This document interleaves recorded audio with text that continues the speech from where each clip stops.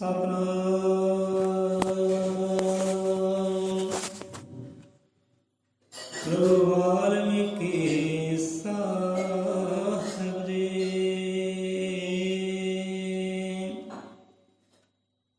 ਸਤਿਨਾਮ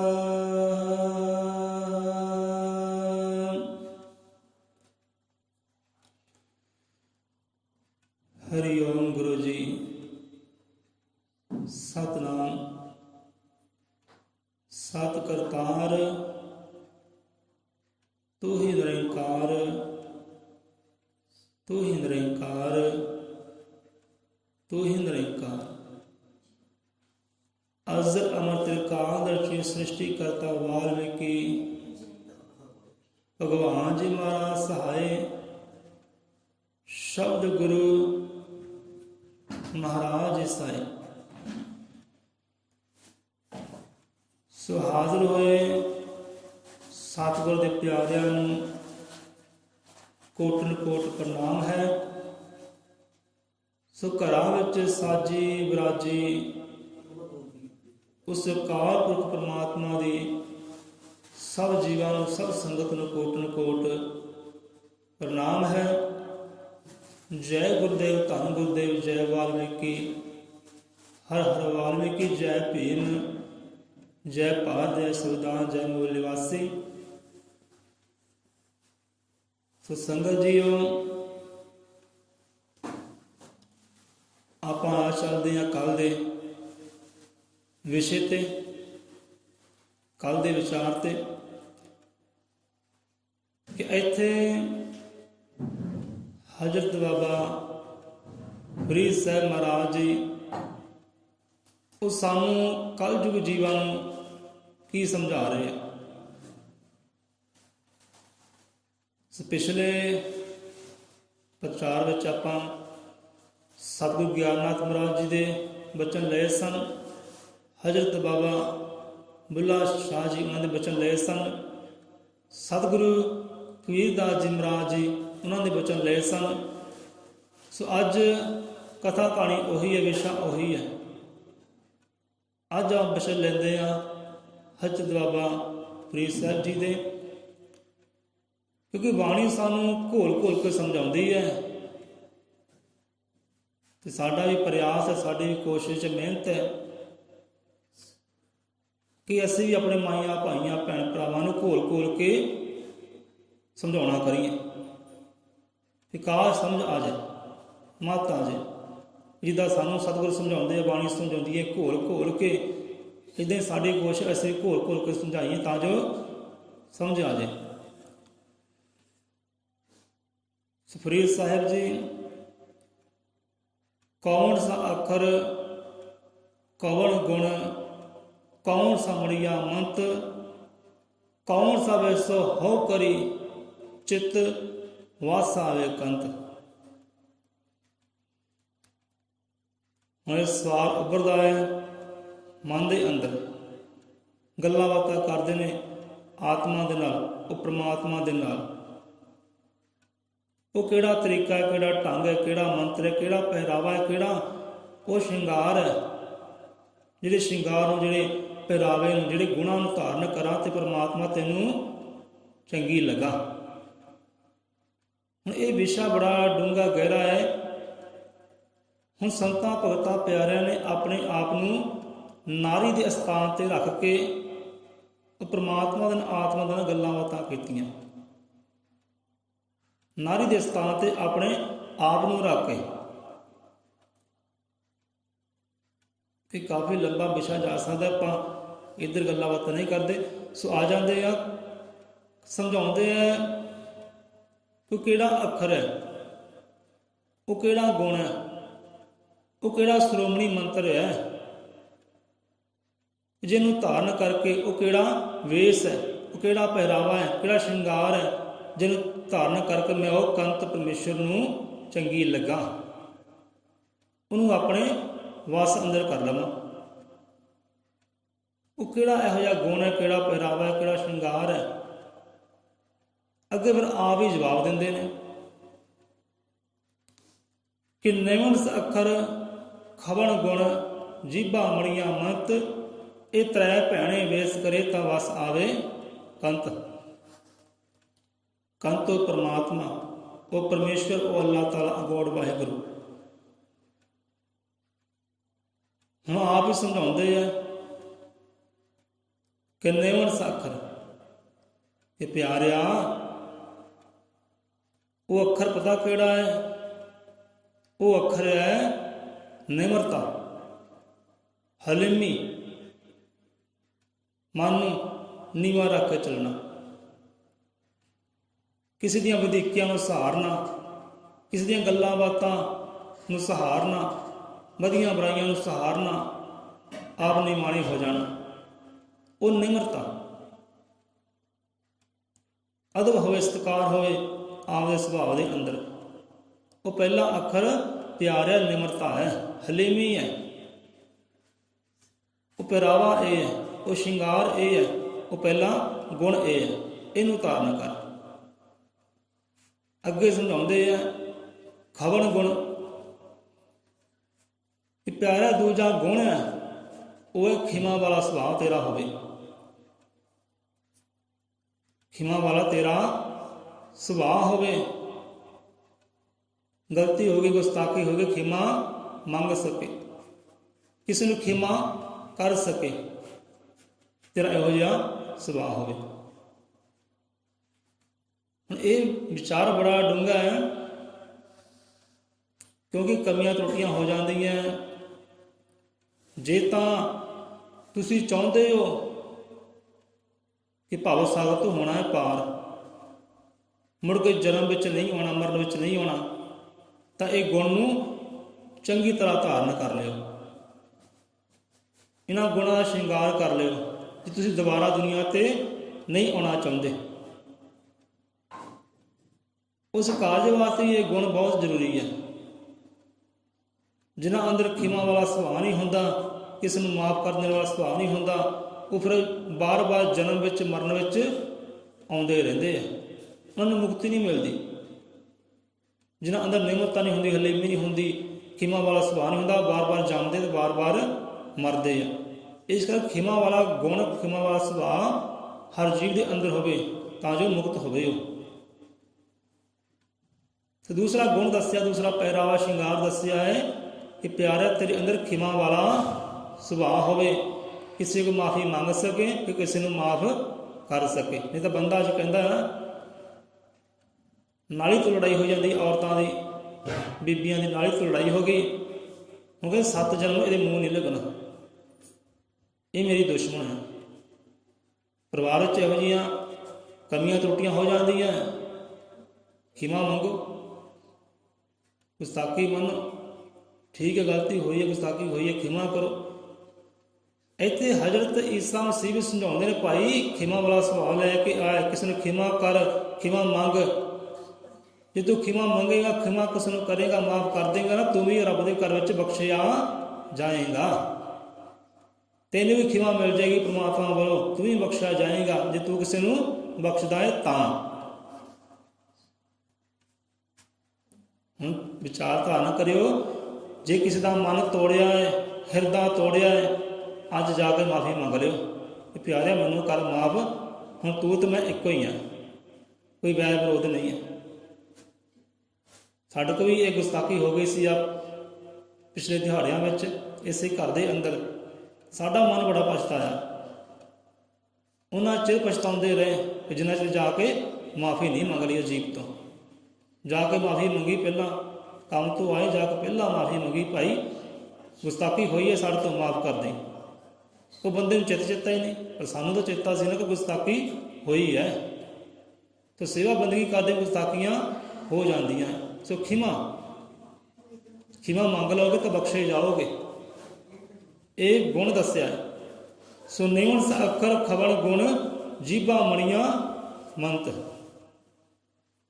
ਕਿ ਪਿਆਰਿਆ ਤੇਰਾ ਪਹਿਰਾਵਾ ਹੋਵੇ ਨਿਮਰਤਾ ਵਾਲਾ, ਸ਼ਿੰਗਾਰ ਹੋਵੇ, ਗੁਣ ਹੋਵੇ ਨਿਮਰਤਾ ਵਾਲਾ, ਗੁਣ ਹੋਵੇ ਖਿਮਾ ਵਾਲਾ, ਖਿਮਾ ਮੰਗ ਸਕੇ, ਖਿਮਾ ਕਿਸ ਨੂੰ ਕਰ ਸਕੇ। ਤੇ ਜੀਭਾ ਮਣੀਆਂ ਮੰਤ, ਤੇਰੀ ਮਿੱਠੀ ਬੋਲੀ ਹੋਵੇ, ਤੇਰੇ ਸ਼ਬਦਾਂ ਵਿੱਚ ਮਿਠਾਸ ਹੋਵੇ, ਰਸ ਹੋਵੇ, ਰਤਿਆ ਹੋਵੇ ਤੂੰ। ਮਿੱਠੀ ਬੋਲੀ ਦੇ ਨਾਲ, ਮਿਠਾਸ ਦੇ ਨਾਲ। ਤੇ ਮਿੱਠੀ ਬੋਲੀ ਉਹ ਕਿਹੜੀ ਹੈ?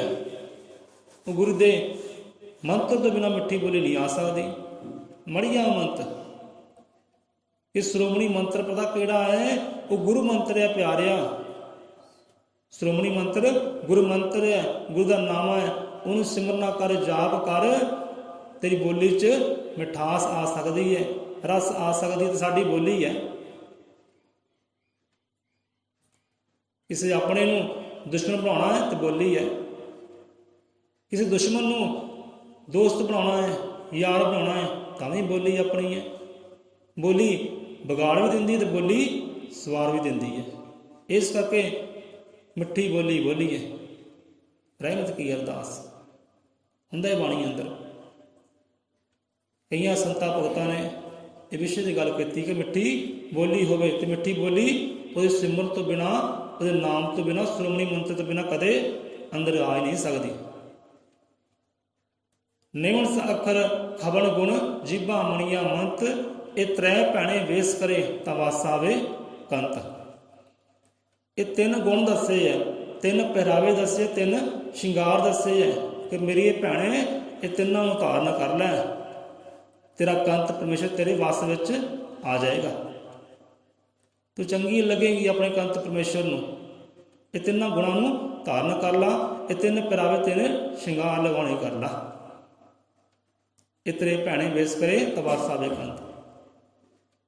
ਹੁਣ ਇੱਥੇ ਹੁਣ ਸਾਹਮਣੇ ਕੋਈ ਭੈਣ ਸਾਰੀ ਬੈਠੀ ਸੀ ਉਹਨਾਂ ਦੇ, ਉਹ ਆਪਣੇ ਆਪ ਨਾਲ ਗੱਲਾਂ ਕਰਦੇ ਆ, ਆਪਣੇ ਆਪ ਸਵਾਲ ਉੱਠਦੇ ਤੇ ਆਪਣੇ ਆਪ ਜਵਾਬ ਵੀ ਉੱਠਦੇ ਆ। ਹੁਣ ਸੰਤਾਂ ਭਗਤਾਂ ਨੇ, ਪਿਆਰਿਆਂ ਨੇ ਦੇਖੋ ਭੈਣ ਕਹਿ ਕੇ ਬੁਲਾਇਆ ਹਰ ਇੱਕ ਨੂੰ। ਇਹ ਸੰਤਾਂ ਵਾਲਾ ਸੁਭਾਅ ਹੈ, ਗੁਰਮੁਖਾਂ ਵਾਲਾ ਸੁਭਾਅ ਹੈ। ਜੇ ਛੋਟੀ ਹੈ ਉਹੀ ਭੈਣ ਹੈ, ਵੱਡੀ ਹੈ ਤਾਂ ਉਹੀ ਭੈਣ ਹੈ। ਜੇ ਬਾਹਰੀ ਬਜ਼ੁਰਗ ਹੈ ਤੇ ਹਰ ਇੱਕ ਨੂੰ ਉਹਨਾਂ ਨੇ ਮਾਂ ਕਹਿ ਕੇ ਬੁਲਾਇਆ। ਸੰਤਾਂ ਵਾਲਾ ਸੁਭਾਅ ਹੈ। ਜਿਹਨਾਂ ਰੂਹਾਂ ਪਰ ਸੰਤਾਂ ਵਾਲਾ ਸੁਭਾਅ ਆ ਜਾਂਦਾ, ਗੁਰਮੁਖਾਂ ਵਾਲਾ ਸੁਭਾਅ ਆ ਜਾਂਦਾ, ਫਿਰ ਹਰ ਇੱਕ ਨੂੰ ਭੈਣ ਕਹਿ ਕੇ ਬੁਲਾਉਂਦੇ ਆ, ਮਾਂ ਜੀ ਕਹਿ ਕੇ ਬੁਲਾਉਂਦੇ, ਦੇਵੀ ਕਹਿ ਕੇ ਬੁਲਾਉਂਦੇ। ਇਹ ਸੰਤਾਂ ਦਾ ਸੁਭਾਅ ਹੈ। ਇੱਥੇ ਵੀ ਭੈਣ ਕਿਹਾ ਹੈ।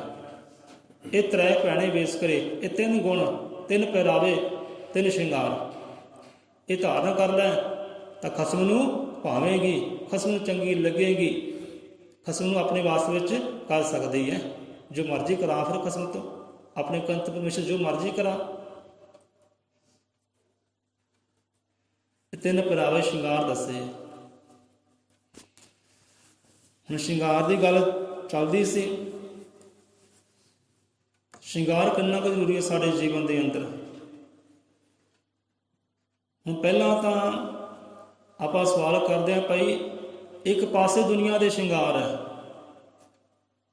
ਇੱਕ ਪਾਸੇ ਦੁਨੀਆ ਦੇ ਗਹਿਣੇ ਪਏ ਆ, ਤੇ ਇੱਕ ਪਾਸੇ ਤੁਹਾਡਾ ਪਤੀ ਪਰਮੇਸ਼ਰ ਹੈ। ਕਿਹਨੂੰ ਚੁਣੋਗੇ?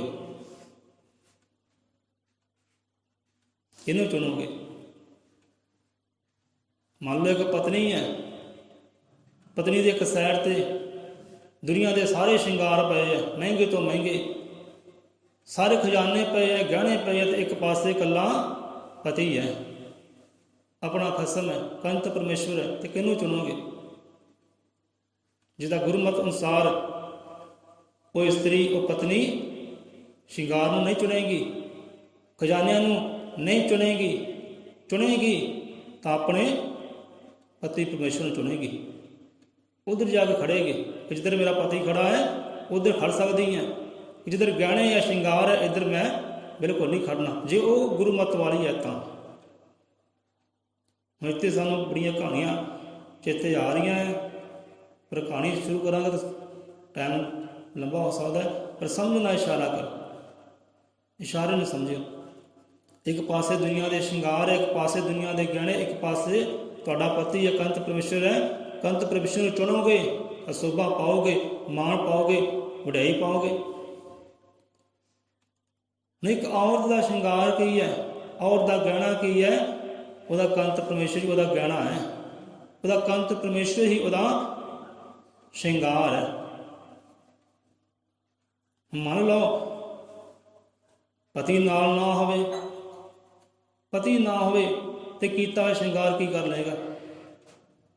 ਕਿੰਨੀ ਕੁ ਸੋਭਾ, ਕਿੰਨੀ ਕੁ ਵਡਿਆਈ ਪ੍ਰਾਪਤ ਹੋਏਗੀ ਉਸ ਜੀਵ ਆਤਮਾ ਨੂੰ। ਜੇ ਪਤੀ ਹੈ ਨਹੀਂ ਤਾਂ ਤੇ ਇਕੱਲਾ ਸ਼ਿੰਗਾਰ ਵੀ ਕੀ ਕਰ ਲਏਗਾ?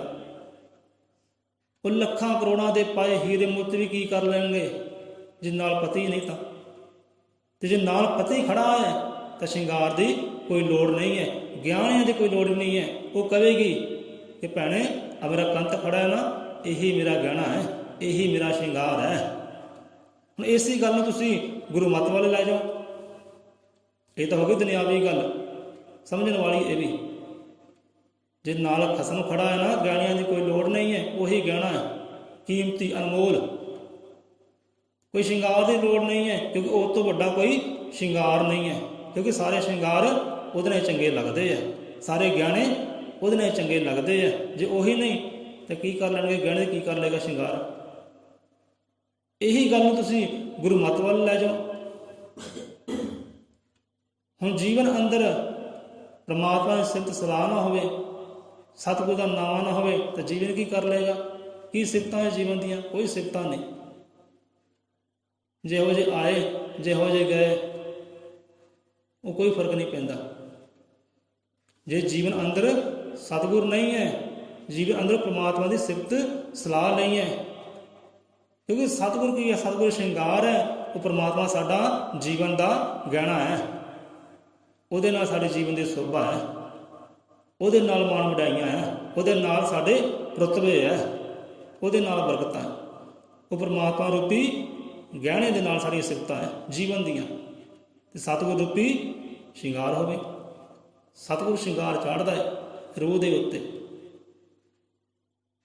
ਬੜੀ ਪਿਆਰੀ ਗੱਲ ਹੈ। ਹੁਣ ਸ਼ਿੰਗਾਰ ਦੇ ਜੀਵਨ ਅੰਦਰ ਕਿੰਨੀ ਕੁ ਲੋੜ ਹੈ? ਤਾਂ ਆਪਾਂ ਕਹਿੰਦੇ ਹਾਂ ਭਾਈ ਸ਼ਿੰਗਾਰ ਦੀ ਕੋਈ ਲੋੜ ਨਹੀਂ ਹੈ, ਗਿਆਨੀਆਂ ਦੀ ਕੋਈ ਲੋੜ ਨਹੀਂ ਹੈ, ਖਸਮ ਹੋਣਾ ਚਾਹੀਦਾ। ਪਰਮਾਤਮਾ ਰੂਪੀ ਗਹਿਣਾ ਹੋਣਾ ਚਾਹੀਦੀ ਹੈ, ਸਤਿਗੁਰ ਰੂਪੀ ਸ਼ਿੰਗਾਰ ਹੋਣਾ ਚਾਹੀਦਾ। ਬਾਹਰਲੇ ਸ਼ਿੰਗਾਰ ਦੀ, ਬਾਹਰਲੇ ਗਹਿਣਿਆਂ ਦੀ ਕੋਈ ਵੀ ਲੋੜ ਨਹੀਂ ਹੈ ਸਾਨੂੰ। ਹੁਣ ਦੇਖੋ, ਵਿਆਹ ਹੁੰਦਾ ਹੈ ਨਰ ਨਾਰੀ ਦਾ। ਹੁਣ ਜੋ ਸ਼ਿੰਗਾਰ ਪਹਿਲੇ ਦਿਨ ਕੀਤਾ ਹੁੰਦਾ ਹੈ ਔਰਤ ਨੇ, ਨਾਰੀ ਨੇ, ਚਲੋ ਸ਼ਿੰਗਾਰ ਕੀਤਾ, ਖਸਮ ਨੂੰ ਚੰਗੀ ਲੱਗੇਗੀ, ਮਨ ਨੂੰ ਭਾਏਗੀ, ਚਲੋ ਠੀਕ ਹੈ, ਮੁਬਾਰਕ ਹੈ। ਹੁਣ ਉਹੀ ਸ਼ਿੰਗਾਰ ਜੋ ਪਹਿਲੇ ਦਿਨ ਕੀਤਾ ਉਹ ਹਰ ਸਾਲ ਕਿਉਂ ਨਹੀਂ ਕਰਦੀ? ਉਹੀ ਸ਼ਿੰਗਾਰ ਹਰ ਰੋਜ਼ ਕਿਉਂ ਨਹੀਂ ਕਰਦੀ?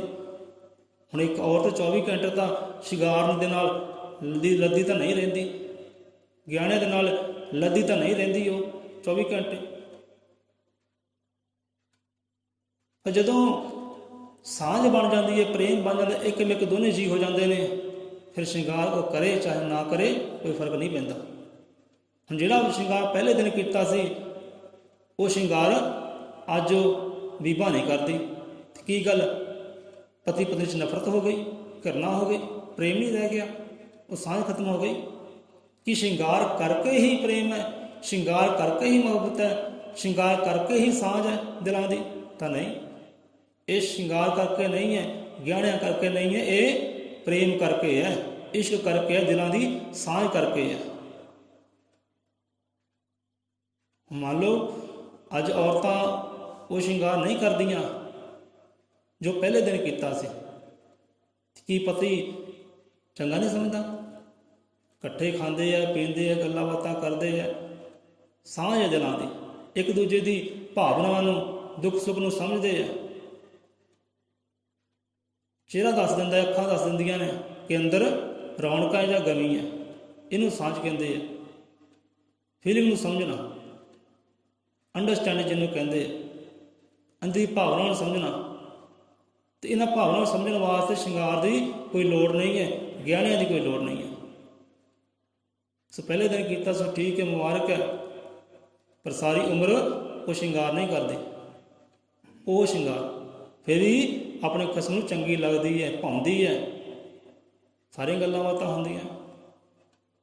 ਸਮਝ ਲਓ ਕਿ ਸ਼ਿੰਗਾਰ ਦਾ ਜੀਵਨ ਅੰਦਰ ਜ਼ਰੂਰ ਨਹੀਂ ਹੈ, ਗਹਿਣਾ ਜੀਵਨ ਅੰਦਰ ਜ਼ਰੂਰੀ ਨਹੀਂ ਹੈ। ਜ਼ਰੂਰੀ ਹੈ ਗੁਣਾਂ ਦਾ ਹੋਣਾ।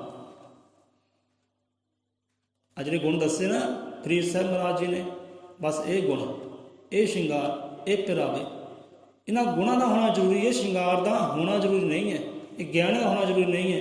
क्योंकि बंदा चंगा लगता है गुणां करके। जे सांझ बनती है, प्रेम बनता है, इश्क बनता है, वो गुणां करके बनता है, बाहरले श्रृंगार करके सही बनता है। ਜਿਹੜੇ ਬਾਹਰਲਾ ਸ਼ਿੰਗਾਰ ਕਰਕੇ ਇਸ਼ਕ ਕਰਦੇ ਨੇ ਉਹ ਫਿਰ ਲੁੱਟੇ ਜਾਂਦੇ ਆ, ਬਰਬਾਦ ਹੋ ਜਾਂਦੇ ਆ। ਜਿਹੜੀ ਬਾਹਰਲੀ ਸੁੰਦਰਤਾ ਵੇਖ ਕੇ ਕਰਦੇ ਨੇ ਉਹ ਫਿਰ ਲੁੱਟੇ ਜਾਂਦੇ ਇੱਕ ਦਿਨ। ਅਤੇ ਜਿਹੜੇ ਗੁਣ ਵੇਖ ਕੇ ਕਰਦੇ ਆ ਉਸ ਦਾਸ ਦੇ ਵੀ ਨਾਵੇਂ ਰੌਸ਼ਨ ਰਹਿੰਦੇ, ਉਹਨਾਂ ਦੇ ਮਾਣ ਮਿਲਦਾ, ਸਨਮਾਨ ਮਿਲਦਾ। ਸੋ ਗੁਣ ਸ਼ਿੰਗਾਰ ਆਪਣੇ ਥਾਂ ਹੈ ਅਤੇ ਗੁਣ ਆਪਣੇ ਥਾਂ ਹੈ।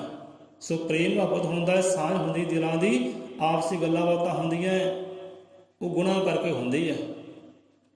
ਜੇ ਔਰ ਦੇ ਅੰਦਰ ਗੁਣ ਹੀ ਨਾ ਹੋਵੇ, ਪ੍ਰੇਮ ਮੁਹੱਬਤ ਵਾਲਾ, ਸਾਂਝੀ ਵਾਲਤਾ ਵਾਲਾ, ਤਾਂ ਸ਼ਿੰਗਾਰ ਕੀ ਕਰ ਲਏਗਾ, ਕੀ ਕਰੇਗਾ ਸ਼ਿੰਗਾਰ? ਗੁਣ ਉੱਤਮ ਹੈ। ਗੁਣ ਹੋਵੇ ਇਨਸਾਨ ਦੇ ਅੰਦਰ ਤਾਂ ਹੀ ਚੰਗਾ ਲੱਗਦਾ, ਤਾਂ ਹੀ ਪਿਆਰਾ ਲੱਗਦਾ ਹੈ, ਤਾਂ ਹੀ ਸਾਂਝ ਨਾਲ ਸਾਂਝ ਬਣਦੀ ਹੈ, ਦਿਲ ਨਾਲ ਦਿਲ ਜੁੜਦੇ ਆ, ਰੂਹਾਂ ਨਾਲ ਰੂਹਾਂ ਜੁੜਦੀਆਂ ਗੁਣਾਂ ਕਰਕੇ। ਸੋ ਖਸਮ ਦੇ ਮਨ ਨੂੰ ਚੰਗੀ ਲੱਗੇ, ਗੁਣਾਂ ਦੀ ਜ਼ਰੂਰਤ ਹੈ, ਸ਼ਿੰਗਾਰ ਦੀ ਕੋਈ ਜ਼ਰੂਰਤ ਨਹੀਂ ਹੈ, ਬਾਹਰਲੇ ਸ਼ਿੰਗਾਰ ਦੀ ਕੋਈ ਲੋੜ ਨਹੀਂ ਹੈ। ਖਸਮ ਕੋਲ ਹੋਵੇ ਸ਼ਿੰਗਾਰ ਵੀ ਚੰਗੇ ਲੱਗਦੇ ਆ, ਖਸਮ ਨਾ ਹੋਵੇ ਉਹ ਕੀਤੇ ਹੋਏ ਸ਼ਿੰਗਾਰ ਵੀ ਫਿੱਕੇ ਲੱਗਦੇ ਆ, ਉਹ ਗਹਿਣੇ ਵੀ ਫਿੱਕੇ ਲੱਗਦੇ ਆ। ਹੁਣ ਦੇਖੋ ਚੰਚਲਤਾ, ਹੁਣ ਜਿੰਨਾ ਚਿਰ ਉਕੰਤ ਪਰਮੇਸ਼ਰ ਪ੍ਰਤੀ ਘਰ ਨਹੀਂ ਹੁੰਦਾ ਤਾਂ ਜੀਵ ਦੇ ਅੰਦਰ ਚੰਚਲਤਾ ਬਣੀ ਰਹਿੰਦੀ ਹੈ, ਭਟਕਣਾ ਬਣੀ ਰਹਿੰਦੀ ਹੈ, ਹੁਣ ਵੀ ਆਇਆ, ਹੁਣ ਵੀ ਆਇਆ, ਹੁਣ ਵੀ ਆਇਆ। ਅਤੇ ਜਦੋਂ ਆ ਜਾਂਦਾ ਅੰਦਰ ਕੰਤ ਪਰਮੇਸ਼ਵਰ ਤਾਂ ਸਾਰੀ ਭਟਕਣਾ, ਸਾਰੀ ਚੰਚਲਤਾ ਖਤਮ ਹੋ ਜਾਂਦੀ ਹੈ। ਹੁਣ ਪ੍ਰੇਮ ਹੁੰਦਾ, ਇਸ਼ਕ ਦੀਆਂ ਗੱਲਾਂ ਬਾਤਾਂ ਹੁੰਦੀਆਂ, ਹੁਣ ਸਾਂਝ ਦਿਲਾਂ ਦੀ ਹੁੰਦੀ ਹੈ। ਅਤੇ ਸਾਡੇ ਅੰਦਰ ਵੀ ਇਹੀ ਗੱਲ ਤੁਸੀਂ ਗੁਰਮਤਿ ਵੱਲ ਲੈ ਜਾਓ।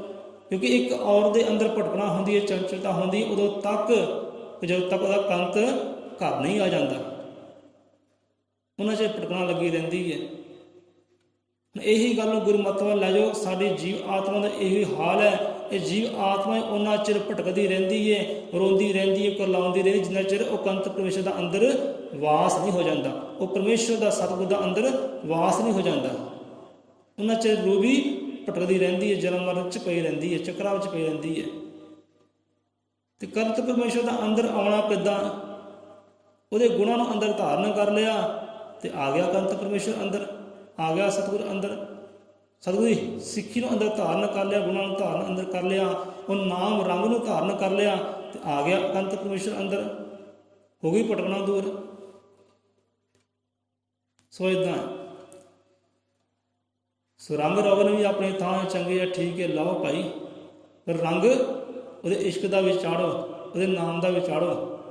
ਜਿਹਨੇ ਸਿਫਤਾਂ ਦੇਣੀਆਂ, ਵਡਿਆਈਆਂ ਦੇਣੀਆਂ, ਜਿਹਨੇ ਸੁਭਾ ਕਰਵਾਉਣੀ ਹੈ, ਜਿਹਨੇ ਸਾਰੀ ਦੂਰ ਭਟਕਣਾ ਕਰ ਦੇਣੀ ਹੈ, ਇੱਕਮਿਕ ਕਰ ਦੇਣਾ ਖਸਮ ਦੇ ਨਾਲ। ਜਦੋਂ ਇੱਕਮਿਕ ਹੋ ਗਏ ਫਿਰ ਸ਼ਿੰਗਾਰ ਲਾਵੇ ਚਾਹੇ ਨਾ ਲਾਵੇ ਕੋਈ ਫਰਕ ਨਹੀਂ ਪੈਂਦਾ, ਕਿਉਂਕਿ ਹੁਣ ਇੱਕਮਿਕ ਹੀ ਹੋ ਗਏ, ਹੁਣ ਸ਼ਿੰਗਾਰ ਦੀ ਕੀ ਲੋੜ ਹੈ। ਪਰ ਬਾਹਰਲਾ ਸ਼ਿੰਗਾਰ ਆਪਣੇ ਥਾਂ 'ਤੇ ਹੈ, ਪਰ ਜਿਹੜਾ ਨਾਮ ਦਾ ਸ਼ਿੰਗਾਰ ਹੈ, ਇਹ ਗੁਣਾਂ ਦਾ ਸ਼ਿੰਗਾਰ ਹੈ, ਉਹ ਜਿਹਨੂੰ ਇੱਕ ਵਾਰੀ ਚੜ੍ਹ ਜਾਂਦਾ ਉਹ ਫਿਰ ਜਨਮਾਂ ਜਮਾਤਾਂ ਤੱਕ ਲੱਥਦਾ ਹੀ ਨਹੀਂ ਹੈ। ਬਾਹਰਲੇ ਸ਼ਿੰਗਾਰ ਲੱਥ ਜਾਂਦੇ ਘੰਟੇ ਤੱਕ, ਇਹ ਅੰਦਰਲੇ ਸ਼ਿੰਗਾਰ, ਅੰਦਰਲੇ ਗੁਣ, ਇਹ ਸ਼ਿੰਗਾਰ ਨਹੀਂ ਲੱਥਦਾ। ਅੰਦਰਲੇ ਗੁਣਾਂ ਕਰਕੇ ਸਿਫਤਾਂ ਹੈ, ਵਡਿਆਈਆਂ ਹੈ। ਸੋ ਅੰਦਰਲੇ ਗੁਣਾਂ ਨੂੰ ਧਾਰਨ ਕਰੀਏ, ਬਾਹਰਲੇ ਸ਼ਿੰਗਾਰ ਨੂੰ ਨਹੀਂ, ਅੰਦਰਲੇ ਰੰਗ ਨੂੰ, ਉਹ ਲਾਲੋ ਲਾਲ ਹੈ ਜਿਹੜਾ ਪ੍ਰੇਮ ਦੇ ਰੰਗ ਨੂੰ ਧਾਰਨ ਕਰੀਏ, ਉਹ ਸ਼ਿੰਗਾਰ ਲਾਉਣਾ ਕਰੀਏ ਕਿ ਹਰੀ ਆਪੇ ਇੱਕ ਰੰਗ ਹੈ, ਹਰੀ ਆਪੇ ਬਹੁ ਰੰਗੀ, ਜਿਸ ਤਿਸ ਭਾਵੇ ਨਾਨਕਾ ਸੋਈ ਗੱਲ ਚੰਗੀ। ਹੁਣ ਕਹਿ ਦਿੰਦੇ ਆ ਨਾ ਕਿ ਭਾਈ ਖਾਓ, ਕਹਿੰਦੇ ਮਨ ਭਾਉਂਦਾ ਅਤੇ ਪੈਨੋਂ ਜਗ ਭਾਉਂਦਾ। ਤੁਸੀਂ ਇਹ ਗੱਲ ਨੂੰ ਕਿੰਨਾ ਕੁ ਸਿੱਧ ਕਰਦੇ ਹੋ, ਕਿੰਨਾ ਕੁ ਚੰਗਾ ਕਹਿੰਦੇ ਹੋ ਕਿ ਖਾਵੋ ਮਨ ਭਾਉਂਦਾ ਅਤੇ ਪੈਨੋਂ ਜਗ ਭਾਉਂਦਾ। ਕਿੰਨੀ ਕੀ ਗੱਲ ਹੈ, ਸੱਚੀ ਹੈ। ਅਸੀਂ ਕਹਾਂਗੇ ਭਾਈ ਇਹ ਗੱਲ ਬਿਲਕੁਲ ਮਿੱਥਿਆ ਹੈ, ਬਿਲਕੁਲ ਝੂਠੀ ਹੈ। ਜੇ ਆਪਾਂ ਧਿਆਨ ਕਰੀਏ, ਵਿਚਾਰ ਕਰੀਏ, ਇੱਦਾਂ ਬਿਲਕੁਲ ਵੀ ਹੈ ਨਹੀਂ। ਖਾਓ ਮਨ ਭਾਉਂਦਾ ਹੁਣ ਕਈ ਵਾਰ ਇੱਦਾਂ ਹੁੰਦਾ ਹੈ, ਬੰਦੇ ਦਾ ਪਦਾਰਥ ਖਾਣ ਨੂੰ ਦਿਲ ਨਹੀਂ ਕਰਦਾ, ਪੀਣ ਨੂੰ ਦਿਲ ਨਹੀਂ ਕਰਦਾ, ਪਰ ਯਾਰ ਦੋਸਤ ਧੱਕੇ ਨਾਲ ਪਿਲਾ ਦਿੰਦੇ ਆ ਕਿ ਭਾਈ ਤੈਨੂੰ ਫਲਾਣੇ ਦੀ ਸਹੁੰ ਲੱਗੇ, ਫਲਾਣੇ ਯਾਰ ਦੀ ਕਸਮ ਲੱਗੇ, ਤੈਨੂੰ ਆਪਣੇ ਸਤਿਗੁਰ ਦਾ ਵਾਸਤਾ, ਇਹਨੂੰ ਗ੍ਰਹਿਣ ਕਰ। ਉੱਥੇ ਮਨ ਕੀ ਕਰ ਲਏਗਾ? ਤੇ ਬਹੁਤੇ ਲੋਕ ਇੱਦਾਂ ਹੀ ਫਸ ਜਾਂਦੇ ਆ ਬੁਰੀਆਂ ਬਲਾਵਾਂ ਵਿੱਚ। ਪਹਿਲਾਂ ਸ਼ੌਂਕ ਨਾਲ ਕੰਮ ਹੁੰਦੇ ਆ, ਫਿਰ ਉਹੀ ਐਬ ਬਣ ਜਾਂਦੇ ਆ, ਆਦਤਾਂ ਬਣ ਜਾਂਦੀਆਂ ਨੇ। ਉੱਥੇ ਫਿਰ ਮਨ ਕੀ ਕਰ ਲਏਗਾ? ਇਹ ਵੀ ਗੱਲ ਝੂਠੀ ਹੈ। ਖਾਵੋ ਮਨ ਭਾਉਂਦਾ ਤੇ ਪਹਿਲੋਂ ਜਗ ਪਾਉਂਦਾ। ਹੁਣ ਇਹ ਨਾਰੀ ਨੇ ਕੀਤਾ ਸ਼ਿੰਗਾਰ, ਨਾਰੀ ਨੇ ਕੀਤਾ ਸ਼ਿੰਗਾਰ, ਲਾਏ 2 ਘੰਟੇ, ਪਤੀ ਪਤਨੀ ਚੱਲੇ ਪਾਰਟੀ ਤੇ, 2 ਘੰਟੇ ਲਗਾ ਕੇ 2 ਘੰਟੇ ਸਵਾਰ ਕੇ ਆਪਣੇ ਆਪ ਨੂੰ ਹੁਣ ਤੁਰੀ ਹੈ ਪਤੀ ਦੇ ਵੱਲ। ਪਤੀ ਬੈਠਾ ਹੈ ਗੱਡੀ 'ਚ ਕਿ ਆ ਜਾਓ ਬਈ, ਲੇਟ ਹੋ ਰਹੇ ਆ।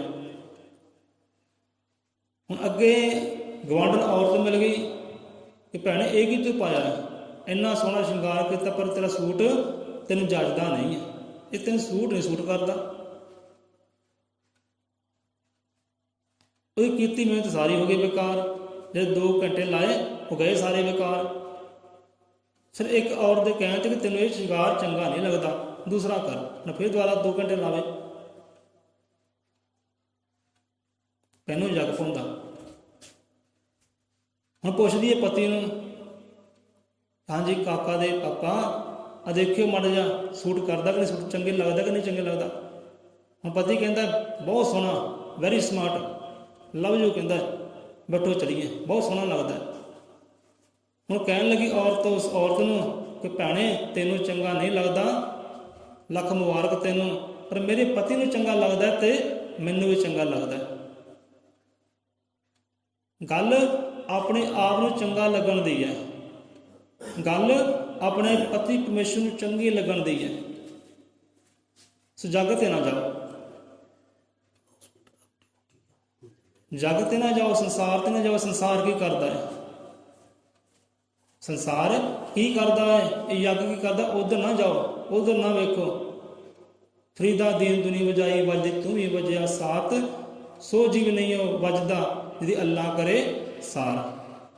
ਇਹ ਸਾਰੀ ਦੁਨੀਆ ਜਿਹੜੀ ਨਾ ਰੀਸੋ ਰੀਸੀ ਵੱਜਦੀ ਆ ਰਹੀ ਹੈ। ਭਾਈ ਫਲਾਣਾ ਨੇ ਕੀਤਾ ਮੈਂ ਵੀ ਕਰਾਂ, ਉਹਨੇ ਹਜ਼ਾਰਾਂ ਦਾ ਪਾਇਆ ਮੈਂ ਵੀ ਹਜ਼ਾਰਾਂ ਦਾ ਪਾਵਾਂ, ਹਜ਼ਾਰਾਂ ਦਾ ਸ਼ਿੰਗਾਰ ਕੀਤਾ ਮੈਂ ਵੀ ਹਜ਼ਾਰਾਂ ਦਾ ਸ਼ਿੰਗਾਰ ਕਰਾਂ। ਇਹ ਹੈ ਰੀਸੋ ਰੀਸ ਵਾਲੀ ਗੱਲ। ਪਰ ਜਿੱਤੇ ਉਹ ਸਤਿਗੁਰੂ ਮਹਾਰਾਜ ਹੱਥ ਰੱਖੇ ਉਹ ਫਿਰ ਰੀਸਾਂ 'ਚ ਨਹੀਂ ਆਉਂਦਾ। ਉਹ ਤਾਂ ਕੰਮ ਉਹੀ ਕਰਦਾ ਜਿਹੜਾ ਉਹਦੇ ਮਨ ਨੂੰ ਚੰਗਾ ਲੱਗਦਾ ਹੈ, ਜਿਹੜਾ ਖੁਦ ਨੂੰ ਚੰਗਾ ਲੱਗਦਾ, ਜਿਹੜਾ ਉਹਦਾ ਕੰਤ ਪਰਮੇਸ਼ਰ ਨੂੰ ਚੰਗਾ ਲੱਗਦਾ ਹੈ, ਜਿਹੜਾ ਉਹਦੇ ਸਤਿਗੁਰੂ ਨੂੰ ਚੰਗਾ ਲੱਗਦਾ ਹੈ। ਉਹ ਉਹੀ ਕਰਮ ਕਰੇਗਾ, ਉਹੀ ਪਹਿਰਾਵਾ ਪਾਵੇਗਾ, ਉਹੀ ਖਾਏਗਾ, ਉਹੀ ਪੀਵੇਗਾ ਜਿਹੜਾ ਉਹਦਾ ਪਤੀ ਪਰਮੇਸ਼ਰ ਨੂੰ ਚੰਗਾ ਲੱਗਦਾ, ਉਹਦੇ ਸਤਿਗੁਰੂ ਨੂੰ ਚੰਗਾ ਲੱਗਦਾ, ਉਹਦੇ ਮਨ ਨੂੰ ਚੰਗਾ ਲੱਗਦਾ ਹੈ। ਤੇ ਖਾਓ ਮਨ ਪਾਉਂਦਾ ਪਹਿਲੋਂ ਜਗ ਪਾਉਂਦਾ, ਇਹ ਵੀ ਗੱਲ ਝੂਠੀ ਹੈ। ਦੁਨੀਆ ਸਾਰੀ ਰੀਸੋ ਰੀਸੀ ਵੱਜਦੀ ਜਾ ਰਹੀ ਹੈ, ਰੀਸਾਂ ਜ਼ਿਆਦੀਆਂ ਹੈ। ਪਰ ਸਤਿਗੁਰੂ ਨੂੰ ਕੀ ਪਸੰਦ ਹੈ, ਪਰਮਾਤਮਾ ਨੂੰ ਕੀ ਪਸੰਦ ਹੈ, ਉਹਦਾ ਕਿਸੇ ਨੂੰ ਖਿਆਲ ਨਹੀਂ ਹੈ। ਸੋ ਕਰਮ ਉਹ ਹੋਵੇ ਜੋ ਸਤਿਗੁਰੂ ਨੂੰ ਭਾਵੇ, ਪਹਿਰਾਵੇ ਉਹ ਹੋਣ ਜੋ ਸਤਿਗੁਰੂ ਨੂੰ ਚੰਗੇ ਲੱਗਣ, ਸ਼ਿੰਗਾਰ ਉਹ ਹੋਵੇ ਜੋ ਸਤਿਗੁਰੂ ਨੂੰ ਚੰਗਾ ਲੱਗੇ। ਦੁਨੀਆ ਤੇ ਨਾ ਜਾਓ ਕਿ ਦੁਨੀਆ ਕੀ ਕਰਦੀ ਹੈ, ਮੈਂ ਕੀ ਕਰਦਾ। ਤੁਹਾਨੂੰ ਚੰਗਾ ਲੱਗਦਾ ਹੈ ਉਹ ਕਰਮ ਕਰੋ, ਖਸਮ ਨੂੰ ਚੰਗਾ ਲੱਗਦਾ ਹੈ ਉਹ ਕਰਮ ਕਰੋ, ਉਹ ਖਾਵੋ ਉਹ ਪੀਵੋ ਜੋ ਸਤਿਗੁਰੂ ਨੂੰ ਚੰਗਾ ਲੱਗਦਾ ਹੈ। ਇਸ 'ਚ ਮਾਣ ਸਿਫਤਾਂ ਵਡਿਆਈ ਹੈ। ਸੋ ਹਰੀ ਆਪੇ ਇੱਕ ਰੰਗ ਹੈ, ਹਰੀ ਆਪੇ ਬਹੁ ਰੰਗੀ। ਉਹ ਪਰਮਾਤਮਾ ਇੱਕ ਰੰਗ ਵੀ ਹੈ ਤੇ ਬਹੁ ਰੰਗਾਂ ਵਿੱਚ ਵੀ ਉਹੀ ਹੈ। ਹੁਣ ਕਿਹੜਾ ਕਿਹੜਾ ਰੰਗ ਧਾਰਨ ਕਰੋਗੇ? ਉਹਦੇ ਇੱਕ ਰੰਗ ਨੂੰ ਧਾਰਨ ਕਰ ਲਓ ਜੋ ਨਾਮ ਦਾ ਰੰਗ ਹੈ, ਜੋ ਇਸ਼ਕ ਦਾ ਰੰਗ ਹੈ। ਹਰੀ ਆਪੇ ਇੱਕ ਰੰਗ ਹੈ, ਹਰੀ ਆਪੇ ਬਹੁ ਰੰਗੀ, ਜੋ ਤਿਸ ਭਾਵੇ ਨਾਨਕਾ ਸੋਈ ਗੱਲ ਚੰਗੀ। ਤੇ ਜਿਹੜਾ ਕਰਮ, ਜਿਹੜਾ ਸ਼ਿੰਗਾਰ ਉਹ ਪਰਮਾਤਮਾ ਨੂੰ ਚੰਗਾ ਲੱਗਦਾ ਹੈ ਨਾ, ਉਹੀ ਚੰਗਾ ਹੈ। ਜਿਹੜਾ ਕਰਮ ਉਹਨੂੰ ਚੰਗਾ ਲੱਗਦਾ ਹੈ ਉਹੀ ਕਰਮ ਚੰਗਾ ਹੈ, ਬਾਕੀ ਤਾਂ ਸਾਰਾ ਮਿੱਥਿਆ ਹੈ, ਬਾਕੀ ਸਾਰਾ ਝੂਠ ਹੀ ਹੈ। ਸੋ ਕਰਮ ਉਹ ਕਰੀਏ ਜਿਹੜਾ ਉਹਨੂੰ ਚੰਗਾ ਲੱਗੇ, ਰੰਗ ਉਹ ਚਾੜੀਏ ਇਹ ਜੀਵਨ ਤੇ ਦੇਹੀ ਤੇ ਜਿਹੜਾ ਉਹਨੂੰ ਚੰਗੇ ਲੱਗੇ। ਤੋ ਇੱਕੋ ਹੀ ਹੈ ਇਸ਼ਕ ਦਾ, ਉਹਦੇ ਪ੍ਰੇਮ ਦਾ, ਉਹਦੇ ਨਾਮ ਦਾ ਸ਼ਿੰਗਾਰ। ਸੋ ਇੱਥੇ ਹੀ ਆਪਾਂ ਵਿਸ਼ਰਾਮ ਲੈਂਦੇ ਆ। ਸੋ ਅਗਲਾ ਵਿਚਾਰ ਕੱਲ੍ਹ ਕਰ ਲਾਂਗੇ, ਕਿਉਂਕਿ ਇਨਸਾਨ ਦੀ ਖੂਬਸੂਰਤੀ ਜਿਹੜੀ ਹੈ ਇਹਨਾਂ ਸ਼ਿੰਗਾਰ ਦੇ ਨਾਲ ਨਹੀਂ ਹੈ, ਇਹਨਾਂ ਗਹਿਣਿਆਂ ਦੇ ਨਾਲ ਨਹੀਂ ਹੈ ਕਿ ਸ਼ਿੰਗਾਰ ਦੇ ਨਾਲ ਇਨਸਾਨ ਦੀ ਖੂਬਸੂਰਤੀ ਹੈ, ਗਹਿਣਿਆਂ ਦੇ ਨਾਲ ਇਨਸਾਨ ਦੀ ਖੂਬਸੂਰਤੀ ਹੈ, ਚੰਗੇ ਪਹਿਰਾਵੇ ਦੇ ਨਾਲ ਇਨਸਾਨ ਦੀ ਖੂਬਸੂਰਤੀ ਹੈ, ਤਾਂ ਬਿਲਕੁਲ ਨਹੀਂ। ਇਨਸਾਨ ਦੀ ਖੂਬਸੂਰਤੀ ਉਹਦੇ ਗੁਨਾਹ ਕਰਕੇ ਹੈ, ਉਹਦੀ ਚੰਗੀ ਸੋਚ ਕਰਕੇ ਹੈ, ਉਹਦੇ ਚੰਗੇ ਕਰਮਾਂ ਕਰਕੇ ਹੈ ਇਨਸਾਨ ਦੀ ਖੂਬਸੂਰਤੀ। ਸ਼ਿੰਗਾਰ ਨਾਲ ਕੋਈ ਖੂਬਸੂਰਤੀ ਨਹੀਂ ਹੈ, ਗੁਨਾਹ ਨਾਲ ਖੂਬਸੂਰਤੀ ਹੈ। ਹੁਣ ਕੱਲ੍ਹ ਦਾ ਵਿਚਾਰ ਆਪਣਾ ਇਹੋ ਹੀ ਹੈ, ਖੂਬਸੂਰਤੀ ਉੱਪਰ। ਸ਼ਿੰਗਾਰ ਤਾਂ ਲਗਾ ਲਿਆ, ਹੁਣ ਖੂਬਸੂਰਤ ਕਿੱਦਾਂ ਬੰਦਾ ਬਣਦਾ ਹੈ, ਕਿਹਨੂੰ ਖੂਬਸੂਰਤ ਕਹਿੰਦੇ ਹੈ, ਕਿਹਨੂੰ ਸੋਹਣਾ ਸੁਨੱਖਾ ਕਹਿੰਦੇ ਹੈ, ਇਹ ਆਪਾਂ ਵਿਚਾਰ ਹੁਣ ਕੱਲ੍ਹ ਕਰਾਂਗੇ, ਕਿਉਂਕਿ ਵਿਸ਼ਾ ਉਹੀ ਬਹੁਤ ਲੰਬਾ ਹੈ। ਫਿਰ ਆਪਣੇ ਹਿਰਦੇ ਵੱਲ ਧਿਆਨ ਮਾਰਨਾ ਕਿ ਮੈਂ ਵੀ ਉਸ ਲਾਈਨ ਦੇ ਵਿੱਚ ਹੀ ਹਾਂ ਕਿ ਮੈਂ ਵੀ ਖੂਬਸੂਰਤ ਹੈ। ਕਿਹੜਾ ਇਨਸਾਨ ਖੂਬਸੂਰਤ ਹੈ, ਉਹ ਆਪਾਂ ਕੱਲ੍ਹ ਵਿਚਾਰ ਕਰਾਂਗੇ ਕਿ ਖੂਬਸੂਰਤ ਬਣਨ ਵਾਸਤੇ ਕਿਹੜੇ ਗੁਣ ਅੰਦਰ ਹੋਣੇ ਚਾਹੀਦੇ ਨੇ, ਉਹ ਆਪਾਂ ਵਿਚਾਰ ਕੱਲ੍ਹ ਕਰਾਂਗੇ ਬਾਣੀ ਅਨੁਸਾਰ। ਹਜ਼ਰਤ ਤ੍ਰਿਕਾਲਦਰਸ਼ੀ ਸ਼੍ਰੀ ਗੁਰੂ ਵਾਲਮੀਕੀ ਭਗਵਾਨ ਜੀ ਮਹਾਰਾਜ ਸਭ ਜੀਵਾਂ ਤੇ ਸਹਾਈ ਹੋਣ।